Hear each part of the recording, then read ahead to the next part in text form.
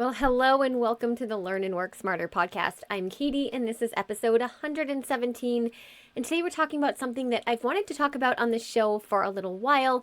I do have a blog post that's been up for some time on this topic. That's on schoolhabits.com. I'll leave the link below. But I figured, actually, that's been up for maybe about 5 years now. But I figured it's time for a more expanded conversation now that we have a podcast. So today we're talking about a personal operating system for managing information. Now, I don't want you to think that this is something complicated or techie just because I'm calling it an operating system, because it is not that. It is basically a system that we create for ourselves, so it can look a variety of different ways. We're going to talk about that dictates how we intake, process, manage, store, and access information in our lives. And if you think about it, it's similar to a computer operating system. It kind of is just a system that works in the background to make sure that all of the other functions that a computer is expected to do can happen as expected. And it's the same with our personal operating system.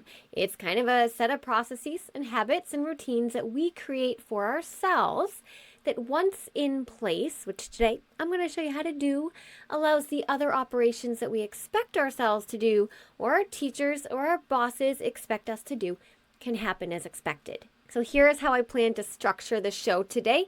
I'm going to, of course, explain what a personal operating system is.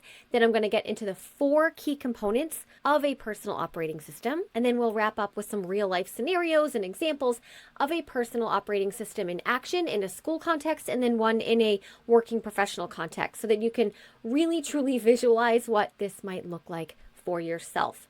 It's going to be a good episode, and my goal is that you will leave with some ideas about how to manage the information in your life so that you feel more organized and less stressed and more certain about where things are and what it is you need to be working on.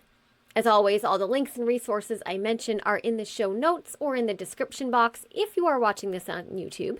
And if you are watching this podcast on YouTube, please subscribe to the channel and share this with someone who needs to hear it. If you are listening in a podcast app, it would mean the world to me and to the algorithm if you could leave a review of the show. And of course, come find me on Instagram at School Habits. And now we shall begin. Hello, you are listening to the Learn and Work Smarter podcast. The podcast for students and professionals who want to learn and work smarter. I'm your host, executive function coach, and founder of schoolhabits.com, Katie Azevedo. As a reminder, everything I mention in today's episode will be linked in the show notes, including a link to the transcript, which you can also find at learnandworksmarter.com/podcast. Okay, so I opened this episode with a very basic description of a personal operating system as something that can help us manage information so that we can function as expected. But let me be a little more specific here. All day long, information comes at us. And some of this information is nonsense and noise, and we can let it go, but some of it is really important, like maybe something that has to do with work, or maybe if you're a student, something to do with what you're learning. Maybe it's important because it's related to our health or to a relationship that's significant to us. And then, all day long, we encounter a different kind of information that might be important, but we're not sure. Maybe it will be important, but it's not urgent yet, so we don't need it now. So we need a place to essentially store it until we might need it in the future. So all day long, all week long, all month long, our whole lives long, we are encountering noise information that we can let go of, important information that we need to capture, store, process, and probably act on, and then information that we don't need in this moment, but potentially will need it in the future as maybe a reference or as a resource. And the way that I teach a personal operating system has everything to do with what we do with this kind of information. Now, to be honest, I didn't invent the concept of a personal operating system. Recently, I read a book. You may have heard it. It's by Tiago Forte, which has been around a while. It's called Second Brain. And it's a book that has gotten a lot of attention. It has some diehard fans. People who are Second Brain fans are such, I was going to say fanatics. That sounds critical, but really, really into it. And I read it. And I immediately thought to myself, no, thank you. In that book, Forte shares his version. I don't know if he calls it a personal operating system, but it's basically some kind of operating system that is highly complex. and it collects all of the information around us and creates a way to essentially web all that information together to reveal insights about our lives and connections that maybe we wouldn't have noticed were there, and essentially organizing every single molecule of our lives into some kind of digital project or document. And to be honest, that doesn't appeal to me at all. I think life is meant to be lived, right? Not just like chronicled and categorized and labeled. But anyways, and I honestly don't think that level of granularity would appeal to a lot of my listeners of this show. But if you do want to go into something more complex than the way I'm teaching a personal operating system today, that might be a book to check out. Just because I read it and shook my head no the entire time does not mean you'll feel the same way. Anyways, the way that I'm describing this personal operating system has everything to do with how we collect, store, and process these various kinds of information in our lives so that we feel lighter and more organized, and essentially so that we can operate more smoothly. What I'm going to teach today is just the way that I've created my own personal operating system, and I teach it this way to my private clients, and I want to share it with you. But as I'm always saying on this show, you need to be the scientist in the experiment. So you are always welcome and encouraged to take the strategies I share and to tweak them to fit your context and your preferences so that they work best for you.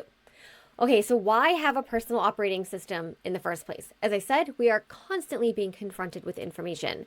And with that information comes the decision of, do I need this? Is this important? Where do I store this? What do I do with this? And then also fast forward to when we need that information, we're left wondering, where is that information? Did I keep it? Is it in an email? Is it some sticky note at the bottom of my backpack or a work bag? Was it a screenshot I took somewhere? I thought I took a note of that. Where is it? Shoot, I should have saved that, right? So when you have a personal operating system that is simple enough that you use it, and that's effective enough that it yields results for you, we're essentially way less stressed. We have way fewer open loops in our minds, wondering what we need to do and where things are, and essentially we become like an organized and smoothly running computer. All right, so now that you know what a personal operating system is, kind of, don't worry, you're going to more fully understand it as I get through the episode, but let's get into how to set one up. And that starts with understanding the 4 components of a good personal operating system. Again, at least that's how I'm teaching it, because that's the way that I've created mine. 4 components. I'm going to list them, and then I'm going to go back and explain what each one is. Number 1, a capture system. Number 2 is a task system. Number 3 is information system. And number 4 is a review system. So that's capture, task, information, and review. Let's start with capture. This is absolutely the most important element of any operating system. This is the concept of capturing information as it comes at us throughout the day. Whether we are sitting in school or at your office or maybe laying in bed and an idea pops into your head or somebody texts you or you get an email, all of us, no matter if we're students or professionals, have information coming at us all day long that we need to make decisions about. Is this important? Do I keep it? If it is, and if I do need to keep it, where am I going to store it? And if it's that important, do I need to act on it? These could be tasks, reminders, commitments, ideas, whatever. And this is where I would say most people fall apart right on this very first step. They're not capturing. They might get a text message and say, oh, I'll remember that.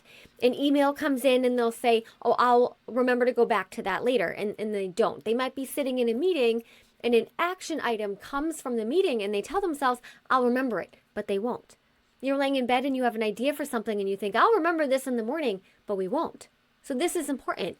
Capturing is directly related to the concept of an inbox, and not just an email inbox. That too, definitely that too.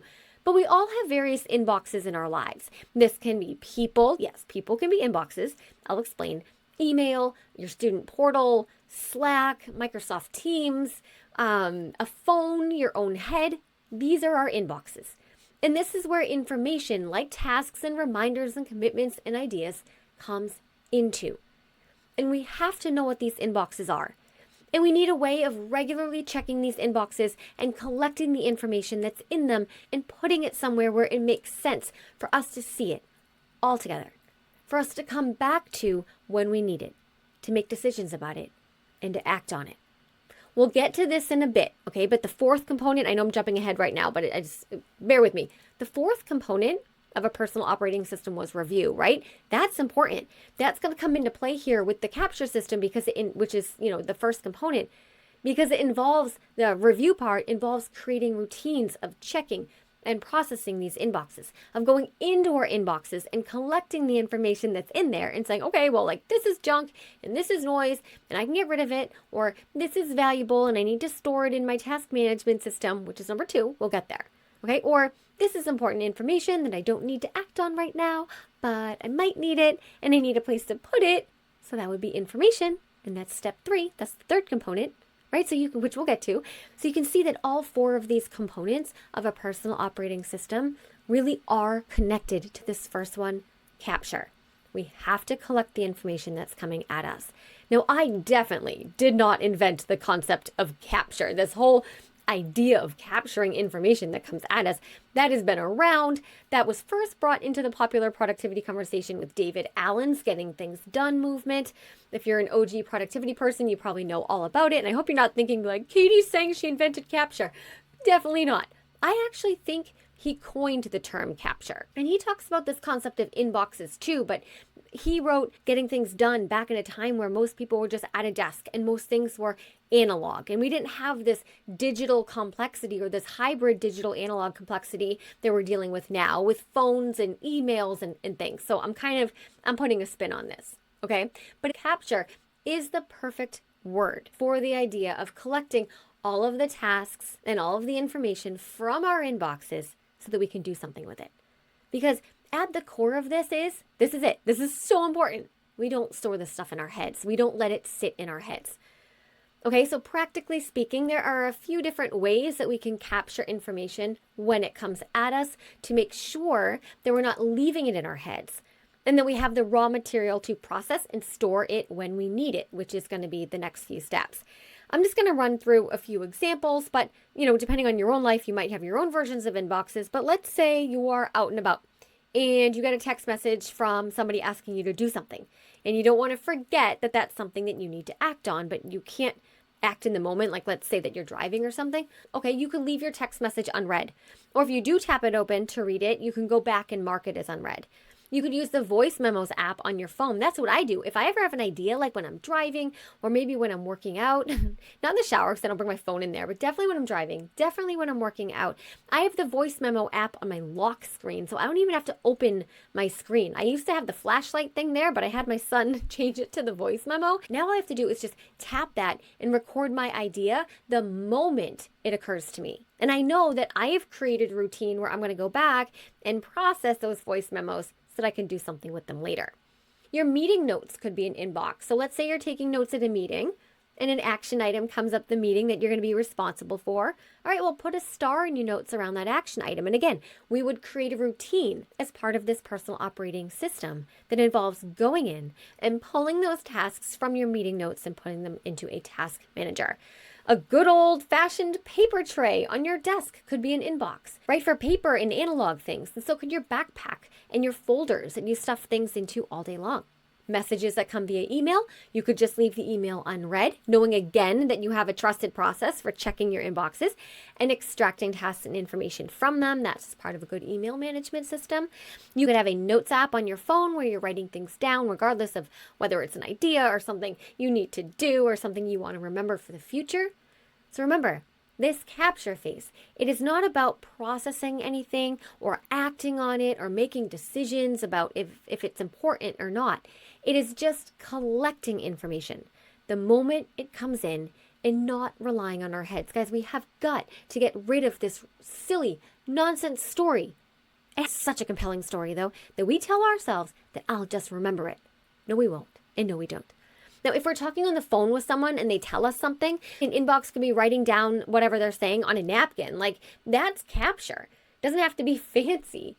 So many different ways to make this capture process work for you, depending on where you are in the moment that the information comes in, whether you're a student, a professional, the setting, whatever. like I said, I am a huge fan of this voice memo app lately. That has been a game changer for me. Also, when I'm working with clients at the office, I keep a large sticky note. I forget the dimensions, but like it's much bigger than your little square. I really like it. And I keep that on near my computer.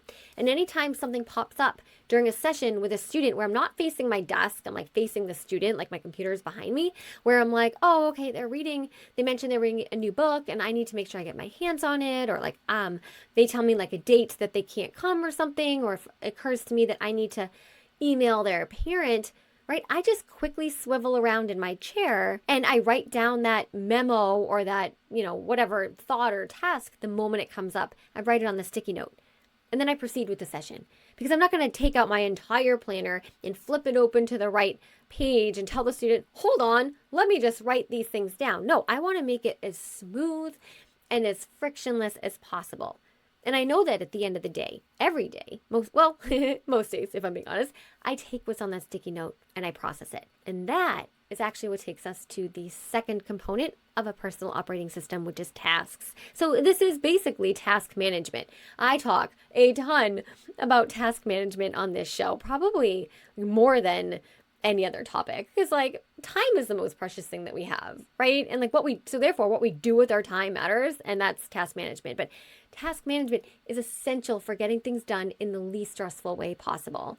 And not even just getting things done, but working on the right things in the first place in the least stressful way possible. I'm all about that. So the core concept here is that we need one central location where we're keeping all of the information from all of our various inboxes in the capture component. So all day long, we are capturing things in email and voice memos and sticky notes and text messages and phone calls and our student portals and whatever it is, meetings. And then we need to bring all of those separate tasks and put them into one central location. Now, sometimes capture and tasks, so those two components kind of happen at the same time. Like if I am sitting at my desk and my planner is open and an email comes in for something for me to do, and I'm not going to do it in that moment, but I don't want to like forget it's in the email, then I will quickly write it in my planner, right? But like I said, again, maybe you are driving or you're in the middle of a meeting or you have an idea when you're out for a run, you're capturing that stuff somewhere else. And now is the time where you go into those inboxes, your meeting notes, your voice memos, your school portal, the email, the note you wrote to yourself on a napkin standing in the kitchen, and you're making decisions about this information. And you're putting it somewhere. You're saying to yourself, is this a task I need to do? Okay, cool. It goes in your task management system. Is it some kind of information that I don't need right now, but I might need to reference it in the future? Cool. That would go in your information system, which is your third component. We haven't talked about that, so don't worry about that yet. I will in a minute. Is it an appointment or something that's time sensitive? Okay, well, that goes in your calendar. If we don't have one centralized location where we store all of this information, I strongly suggest that you set one up. And once you set this up, you realize how much smoother everything else about your life just is. I have a podcast episode where I talk about the basics of setting up a simple task management system. That is episode 5. And then episode 94, I talk about how to simplify that task management system. And that is like a Q&A episode. That's kind of a cool one. If you're a student, I have the assignment management power system, which honestly is the best $47 you could possibly spend. I made it $47 so that it's like super accessible. It's a full program. It's the best money you could spend to essentially get your whole school life in order. That's assignmentmanagementsystem.com. I'll put the link in the show notes, but in that program, I don't tell you what tool to use. I don't say it needs to be digital or analog. I mean, I do in the program give you a ton of templates that you could use either way, digitally or print them out, whatever. But it's more about how to create the system itself and manage what you put in there. Again, I'll leave that link in the show notes. You don't need anything fancy, so it's not about tools. I use a paper planner. Some people like apps, but the core idea is that it should be easy to process, not a lot of friction. All right, so not 5 login screens and a 2-factor authentication process that you have to go through every single time, and some CAPTCHA thing where I don't even know if I said that right, where you're trying to identify the streetlights. Oh my gosh, I failed 4 of those today. I could not identify a bus. Like, is an RV a bus? I don't know, apparently it's not.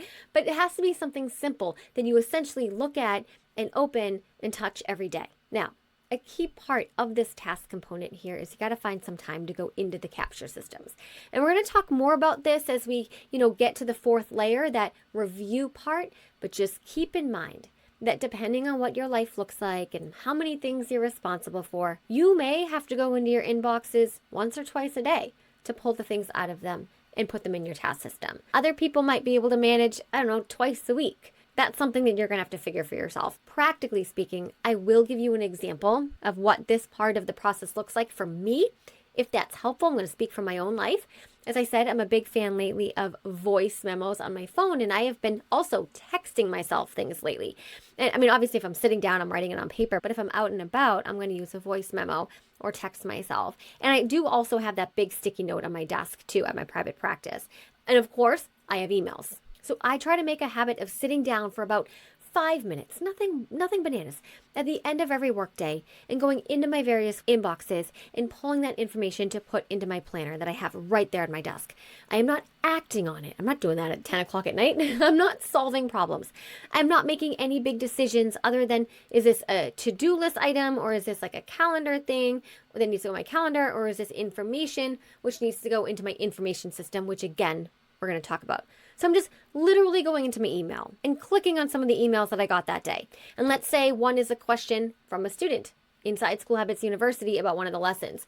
Okay, well, as I kind of just said, my workday ends at 10 p.m., sometimes later, so I'm not replying to the email then.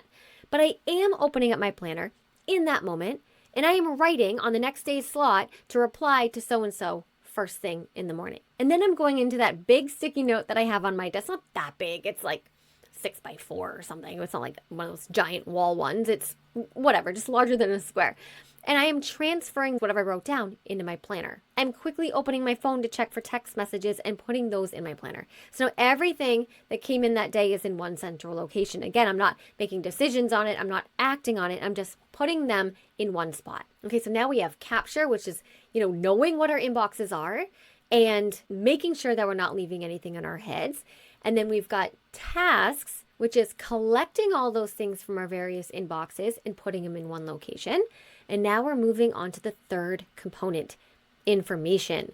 So our personal operating system is about having a way to manage all of that information that comes at us. I feel like I keep saying that, right? And as I said earlier too, not all of this information is something that we need to act on. It's not urgent. It's not like finish lab report or prepare for the meeting tomorrow. Sometimes it's just information that we're going to need to reference at some point in the future. Or either we know for certain we'll need it or we suspect we might.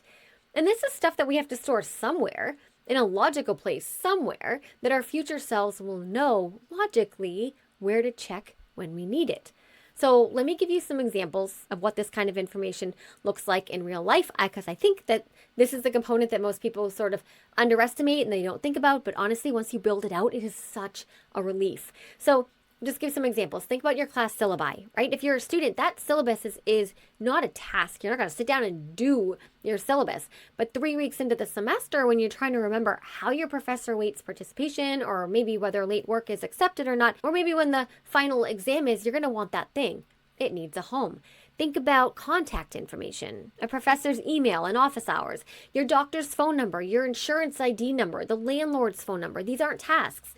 But when you need them, you typically need those kinds of things fast. And the last thing you want to be is searching through 6 months of emails trying to find the one where someone sent you that information. Passwords. Okay, password managers typically handle most of this, but that is an information system. So that is you acknowledging that you already have an information set up for passwords, where you're giving those passwords a home and you know that's the place you go into to access that kind of information. So that's like a task system that's already set up for you. Medical information, your medications, your vaccination records, your kids' doctors. If you're a parent, you don't think about this stuff until you're sitting in urgent care, being asked questions and you can't answer. Build a home for this now before you need it. Tax documents, same idea. You don't need your tax return from 2 years ago right now, but come tax season, maybe you do, right? Maybe you're being audited. And if it's in a labeled folder, physical, digital, doesn't matter. You're not panicking because you know exactly where it is.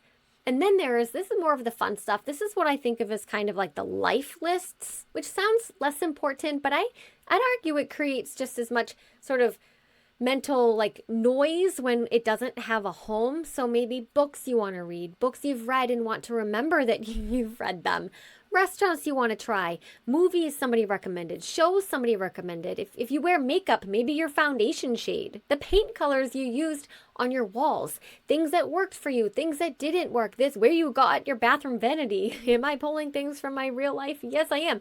This is all information that we encountered at some point and that we made a choice in that moment that we want to keep it. And our future self is going to thank us for storing that information somewhere logical. So where does this stuff live? You got a few options. For physical documents, there's tax paperwork, medical records, school documents, anything that comes to you on actual paper. You could use a filing cabinet, right, for physical documents. Maybe a simple accordion folder with labeled sections can do the job just fine. The labeling's the key part and the naming convention that you use. You need to be able to find it when you're not in the mood to search for it. I have an episode all about paper organization. That is episode 28, 6 tips for organizing paper. If you want nitty-gritty strategies about that, that will be linked in the show notes. For digital information, I personally use Google Keep. It's free. It syncs across all my devices. It's searchable, which is huge. I can be standing in a store and pull up exactly what I need in 5 seconds. I have notes in there organized by category. It is not fancy. There's probably like a bazillion typos. Like, I don't even care. It works and I use it, which is the entire point. Some people swear by Notion. Some people use Apple Notes, Evernote. Honestly, the tool does not matter. What matters is that you're not just dumping everything into one giant chaotic note and hoping, for the best. Create some kind of structure, maybe just a few categories, whatever makes it findable for your future you. And then, of course, as I said, you're going to want a naming convention. And just know your information system does not have to be all digital or all physical. Mine is totally a mix. That's fine. I think, physical folders for paper documents. Obviously, I use Google Keep for the stuff I want accessible on my phone. I use a digital folder system for work-related files. The goal isn't for everything to be uniform and aesthetic and pretty. The goal is that every piece of information that matters to us has a designated home, and we know where that home is. Because that is the entire point of this component, this third component. When information comes at us and it's not something we need to act on, it's just something that we need to keep. Instead of leaving it in our email or screenshotting it and losing it in your camera roll or just trusting that you'll remember it, which you won't, you'll have a place for it. A logical, findable place. So that when you need it, which you will, there's no hunting or stressing or starting over from scratch. Okay.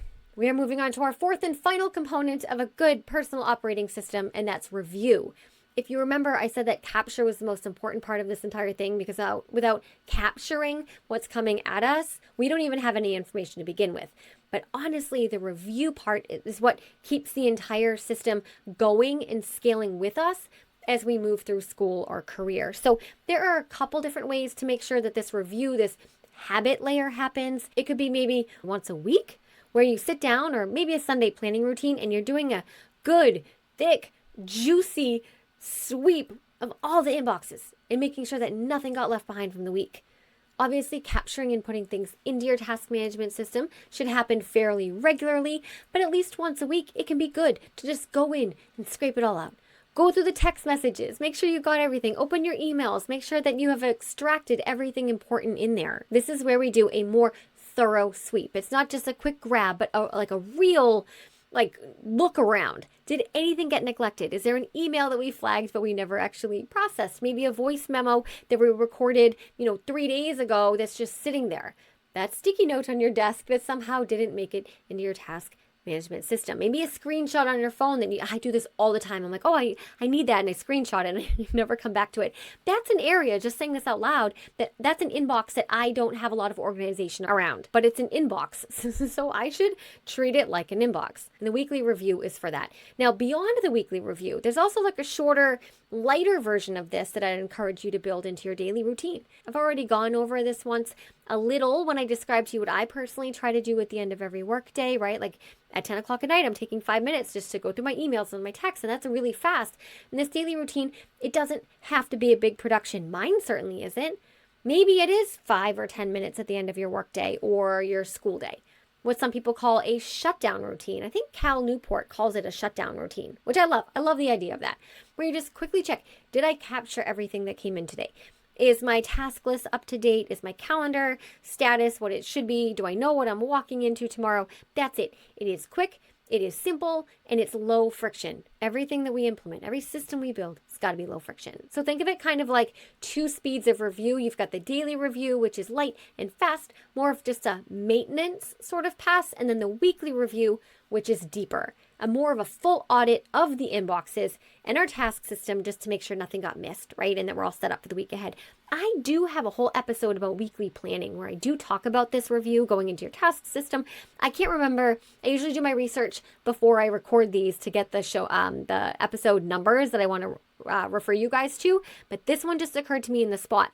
But it's a weekly planning routine. I don't remember the number off the top of my head because I just thought of it now. I'll leave it linked in the show notes. Now, here's why I want to emphasize this fourth component so strongly. We can have the most beautiful capture systems in the world. We can have a task management system that would make a productivity geek weep with joy. That would be me. We can have your information organized into perfectly labeled folders, but if we're not building in regular time to actually review and process all of that stuff, the whole dang thing can just fall apart.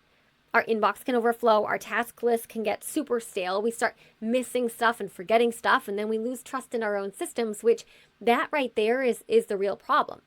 Because the moment we stop trusting our system, we go right back to where we started. So the review component is really the thing that keeps the whole machine running. It's that maintenance layer. And it doesn't have to take a lot of time. It doesn't have to be an hour long. Don't be afraid of it. It just has to happen consistently. Okay, at the top of this episode, I told you that I'd walk you through some examples of what this might look like for a student and then for a professional. So I'm going to give you some hypothetical scenarios for each of these and walk through the four components of this personal operating system just to help you visualize what it could look like in each context and so that you can match it to your own. Also, I am aware that as I'm explaining this, it might sound more complicated than it is, and it's not. And hopefully these examples that I'm going to walk you through now will help drive home the point that they're actually quite simple. But the complication comes when we don't do this. Okay, let's say that you're a college student and you wake up on a Wednesday. Throughout your day, a lot of information comes at you. You know, you've got emails coming in, a friend is texting you about a project, you see something that has been posted to your student portal, your mom leaves you a voicemail, the professor made a few announcements in, I don't know, one of your classes, you took a screenshot of something that you thought might be useful for your research paper.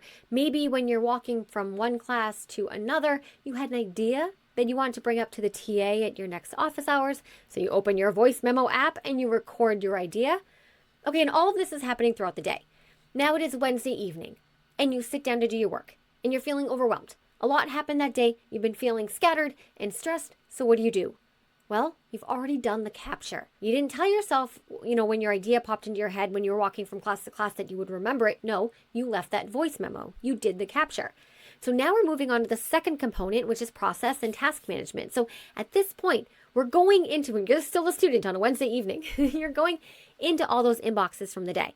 And trust me, the more you do this, the more you'll remember what your inboxes are. Most of us, I'd say, have between 5 and 10 places that information comes at us. So 5 and 10 inboxes.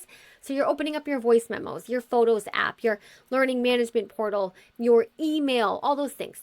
And you're asking yourself, is this something that I need to do, or is this information that I need to store for later? If it's something you need to do, you're writing it in your task manager. Yes, even your assignments. That's what the assignment management system teaches you. I'm going to plug that program until the cows come home because the payoff from implementing that strategy is just like, you don't even know. Anyways, if it's something that you think you might need in the future, but you don't need to act on it now, that goes in your information system. And that takes us to the third component. Remember, it's still Wednesday evening and you're still sitting at your desk. And now you're saying, well, okay, I took notes in chemistry and they're all over the place. So I need to make sure that those notes are in the right folder. I need to make sure I know where my study materials are. The thing that I wrote in my notes in class that the professor announced, that's actually a task. I need to put that into my task manager. The voicemail that your mom left you, maybe it was a reminder about some, upcoming family event. That would go in your calendar. And again, all of this is happening pretty quickly, maybe 5-10 minutes, because you're not doing any of these things, right? You're not taking action. You're just collecting them and putting them in one spot. Now, moving on to our fourth component, review. Technically, what you're doing in the evening could be considered your daily review. But maybe also on Fridays, maybe on Sundays, you implement more of a deeply weekly review where you're going into these inboxes and you're really sweeping them out to make sure that you've got all of it. The review component here is what keeps the whole system operating. And that's why this hypothetical student on Wednesday night is no longer stressed, because they have total clarity on what all of the things are. And that clarity compounds. All right, now let's imagine you're a professional at work. Maybe you're a project manager, a teacher, someone working in an office environment. And absolutely, if you're not an office worker and your job is more like boots on the ground and bodies in trucks, you can 100% adapt the system to your life. Same 4 steps. But again, let's say that it's Wednesday morning and you're driving to work and you get an email. Then you can see it's from an important client, but obviously you're driving, so you're not going to do anything with that email right now. So you get to work and you already have 5 emails in your inbox, a whole bunch of Slack or Teams messages waiting for you. Sometime before lunch, you have a quick conversation in the hallway with a colleague who says, oh yeah, like remind me to send you that whatever report. Okay, so that's a task.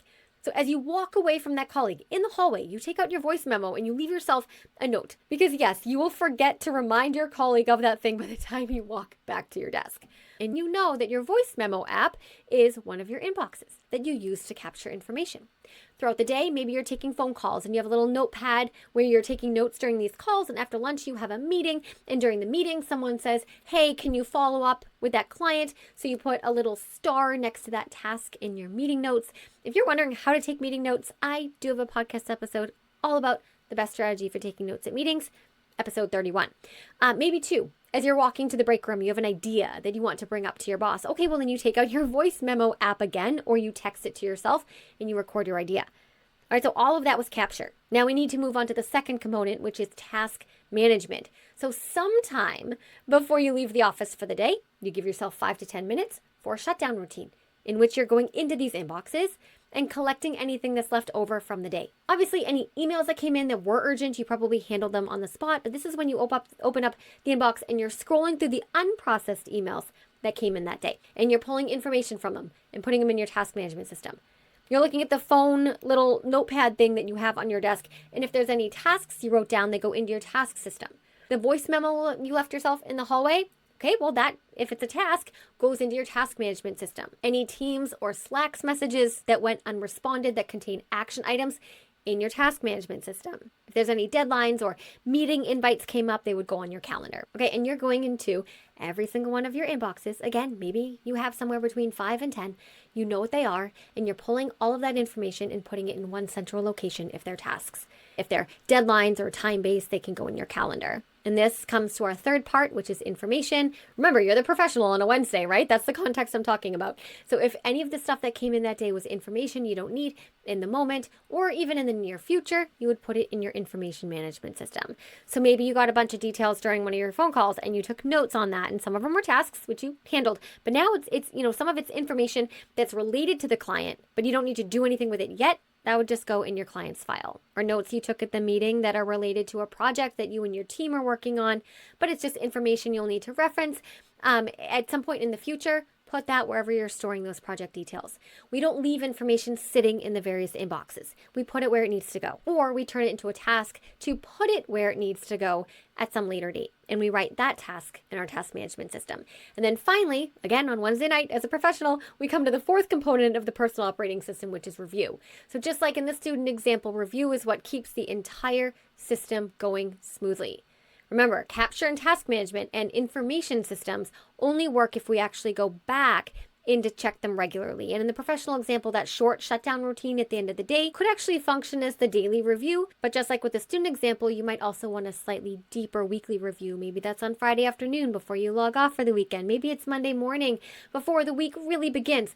During that review, we're stepping back and we're looking at the bigger picture. We're making sure that there aren't any loose ends sitting in the inboxes. You are checking your task list and your calendar for the week ahead, confirming that the information you're storing for projects or clients is organized in a way that your future self will understand. And this is really the habit that keeps that whole personal operating system alive, because when we're consistently reviewing our systems, we all have all the information we're ever going to need at our fingertips. You don't forget things. We know where things are when we need them, and we're able to do what we say we're going to do when we said we're going to do it. And the piece that comes with that is invaluable. All right, let me bring this whole thing together because we covered a lot of ground today. The personal operating system is just a set of processes you put in place to manage the information coming at you so that you can function at school, at work, in your life, without carrying it all in your head. It has 4 components: Capture, so you're collecting information the moment it comes in. We have typically 5 to 10 inboxes. Task management, so that we have one central place where all of these things need to come together and where they actually live. An information system, so the stuff that we don't need to act on, but we will still need to find later, has a logical home. And then review, so that we are regularly processing and sweeping and making sure that the whole thing stays functional. We don't have to build all 4 of these at once. If you are new to this, my suggestion is to start with capture. Just start by noticing how information comes at you every day. Like, can you even identify what your inboxes are? Are there any that you don't even consider inboxes, but that are actually sources of incoming information? For example, my kids, they tell me all day long, like, oh, I need this for school. Like, I'm going to so-and-so's next week. They're little human inboxes that just spew information at me constantly. I need to capture it. So what are your inboxes? And think about how you're currently handling capture or not handling it yet. And from there, you can work on creating a central task management system to store all this information. As I always say, you're the scientist and the experiment. Take what I've shared today, apply it to your life, tweak it, and make it yours. The goal isn't a perfect system. The goal is a system that is simple enough that you want to use it, and it's effective enough that you feel less stressed and way more in control of what's on your plate and what's in your head. All right, my friends, that's a wrap. If you found this helpful, please share it with someone who could use a little more order in their life. And if you're a student who wants serious help getting your assignment management system off the ground, head to assignmentmanagementsystem.com. I'll put that link in the show notes. Keep showing up, keep doing the hard work, keep asking the hard questions, and never stop learning.